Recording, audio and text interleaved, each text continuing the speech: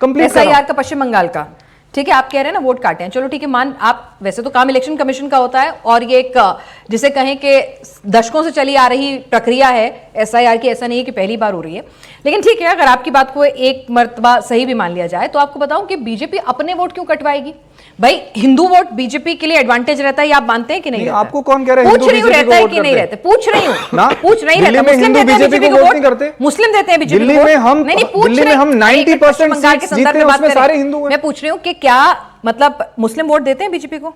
नहीं, क्या पता, पूछ रही हूँ, मुझे क्या पता, ये तो अच्छा, मुस्लिम जानेंगे। नेताजी, मैं हिंदुओं की बात कर सकता हूँ, हिंदू वोट नहीं करते। और दूसरा देखिए, मैं आपको एक चीज और कहना चाहता हूँ, जस्ट कंप्लीट करो 10 सेकंड। क्योंकि पश्चिम बंगाल में मुर्शिदाबाद, मालदा, जो जिस रीजन से जो वोट कटे हैं SIR के थ्रू, उसमें जो डेटा भी ताजा फर्दर डेटा है, क्योंकि भाई पहले लिस्ट आती है, फिर फर्दर डेटा आता है, कितनी महिला, कितने पुरुष, कौन से रीजन में कितने, कौन सी धर्म, तो वो जो डेटा है फर्दर, उसमें कहा जा रहा है, if I am not wrong, 63 और 65, ठीक है, अप्रोक्सीमेटली वो हिंदू हैं और 30 से 33 की रेंज में मुस्लिम के वोट कटे। 60% वोट कटने की बात की है। देश के 60% हिंदू बीजेपी से नफरत करते हैं। अच्छा। क्योंकि देश के 60% हिंदू जो हैं वो अपने धर्म पे गर्व करते हैं और ये लोग हमारे धर्म को बदनाम करने का काम करते हैं, इसलिए इनसे नफरत करते हैं हिंदू।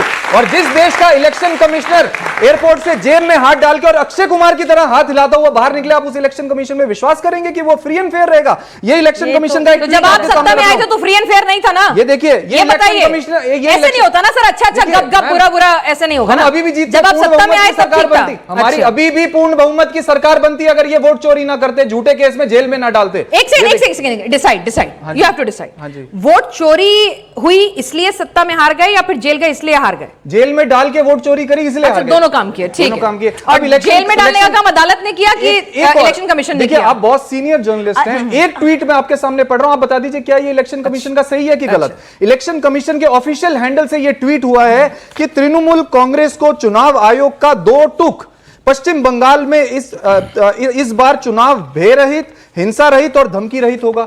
ये एक पार्टी का नाम लिख के क्या इलेक्शन कमीशन को ट्वीट करना चाहिए? इस पर चारू प्रज्ञा जी से जवाब दूंगी, लेकिन रिजवी साहब आपको भी यहाँ पर चर्चा में शामिल करेंगे कि भाई पश्चिम बंगाल में भाई भय तो सभी दिखा रहे हैं ना, मुस्लिमों को भी दिखाया जाता है, दीदी भी दिखाती है कि भाई अगर आप देख लीजिए बीजेपी सत्ता में आई तो आपके साथ क्या होगा, बांग्लादेश भेज दिए जाएंगे, वोट काट दिए जाएंगे, घुसपैठिए हो जाएंगे, आपके साथ बुरा हो जाएगा।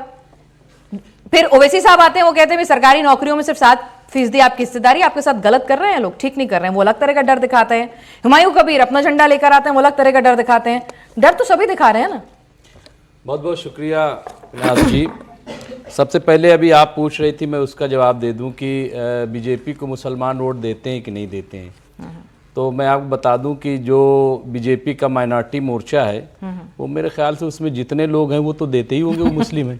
इसी तरीके से आरएसएस का जो राष्ट्रीय मुस्लिम मंच है वो भी देता होगा, मुख्तार अब्बास नकवी भी देते होंगे, शहनवाज हुसैन वगैरह। तो इसलिए इस तरह की बहसें न की जाएं। कल एक वीडियो में देख रहा था, बहुत छोटा सा था, उसमें एक बच्ची आती है, कहती है मम्मा मम्मा हमारे प्रधानमंत्री कौन है?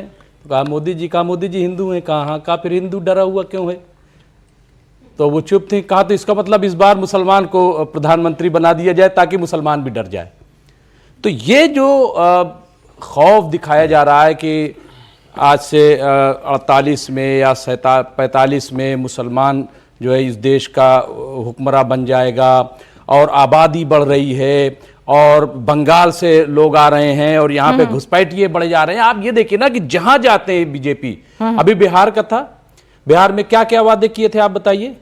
और अभी 2 दिन पहले वहां पे इस तरह का मर्डर हुआ है और इस तरह से वहां पे कत्लेआम हो रहा है। क्या रुक गया क्या बिहार में?